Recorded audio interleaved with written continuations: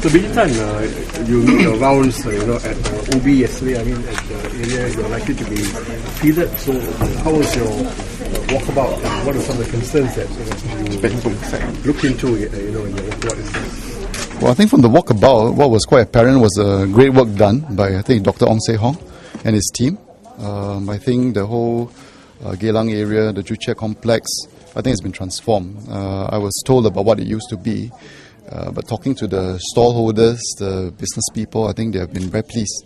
Not only as the physical environment has improved, but I think business has improved as a result of that. And you can see, actually, Singaporeans from all over Singapore were coming. I mean, I was talking to all the various people at the hawker centre. They were coming from Choa Chu Kang, coming from Woodlands. So it is not just a complex and a eating place for locals, but actually it's for all Singaporeans. So I think what we can see is that actually the physical transformation work is important because not only it improves the environment itself, but I think also improves the livelihood of the people who work there. And it provides a communal space for people to come together. And I think the work that's done there is very good. I'm very impressed by it. So it leaves me big shoes to fill if I'm going to that area. You speak about the continuity to serve, in a different platform, entering politics. You're one of those so far parachuted into politics from the Singapore Armed Forces. What's your response to those who argue that why parachute politics? I think many people are parachuted in at different stages. It depends on who isn't parachuted in. So I think that's a useful question to ask. Does it mean that someone continues to join the party at the grassroots and works their way up? And there will be people, and there are candidates over time that have been involved in that capacity. For myself, I think having served in the army all these years, I was asked whether I was prepared to continue to serve in a different capacity. And I think for me, the focus really isn't whether you parachute in or you come in by car or you come by ship. I think the key thing really is what's your main motivation. I think that's important. I think both for the public to understand, but I think particularly for the self to know why you're doing it. So for me, I think really is that sense of service. I think my sense of our nation has sharpened over the years.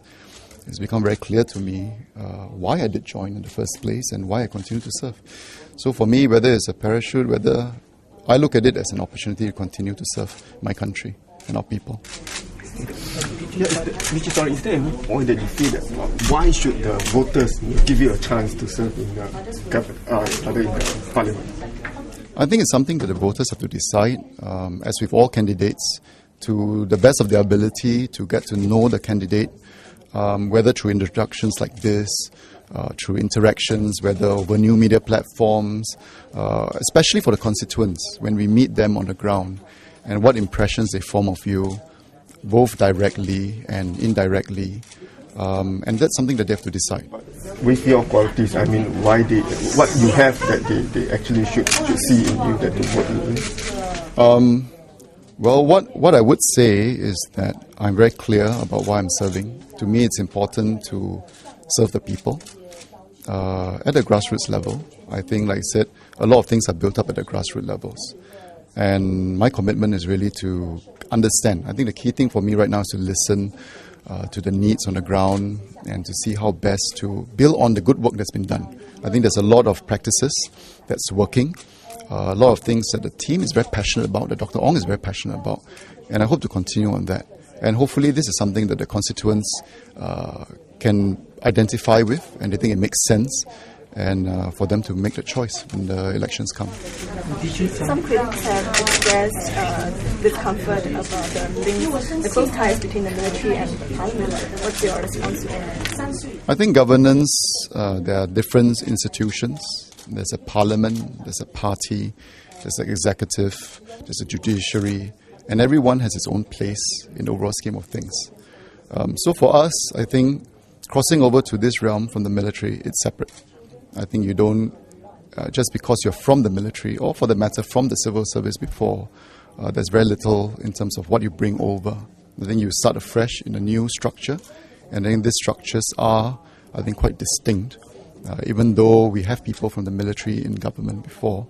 But I think that it doesn't interfere. Certainly in my time in the SAF, it's clearly non-political. So it's a very professional approach to building up the military.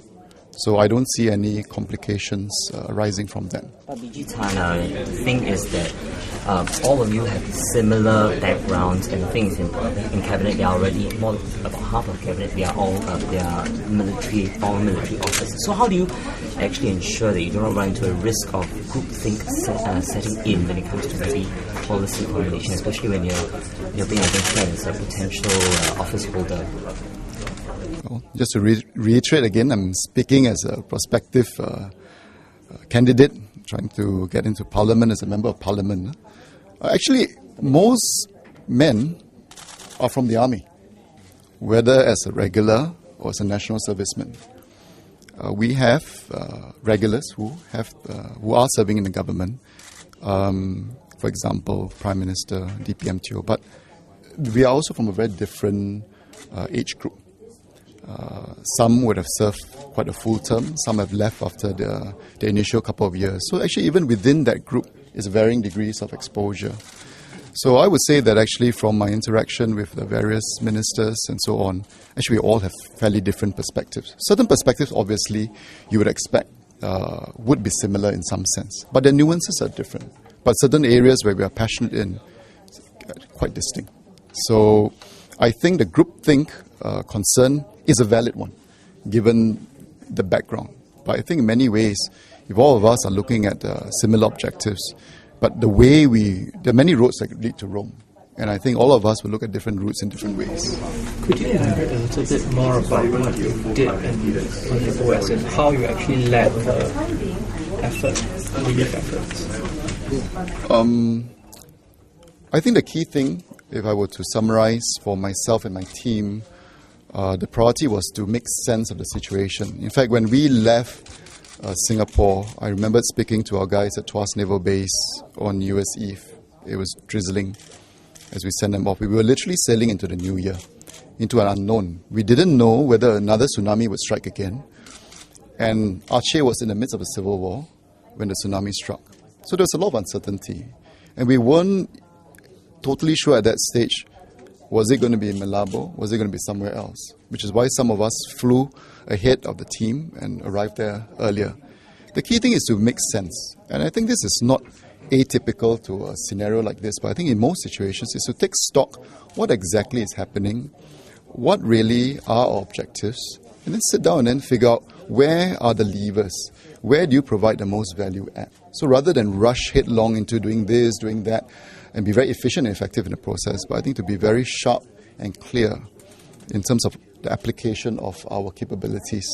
And that, I think, was the main priority. And once we worked that out, I think pretty much by the time the ship arrived on 2nd of January, we had pretty much worked out what we wanted to do. And after that was really giving the space for our leaders to execute a plan, and at the same time to constantly maintain our links with the Indonesian friends and to keep everything on an even keel. So I would say that's really, I would say not just my responsibility, but our team's responsibility while we were there.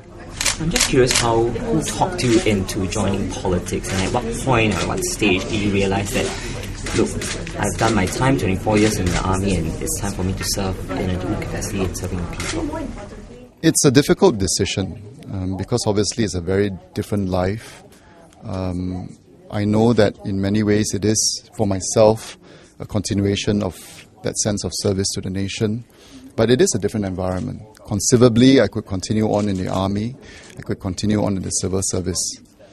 I don't think anyone particularly talked me into it. I think I was asked whether this was something that I was prepared to be open to go through the process.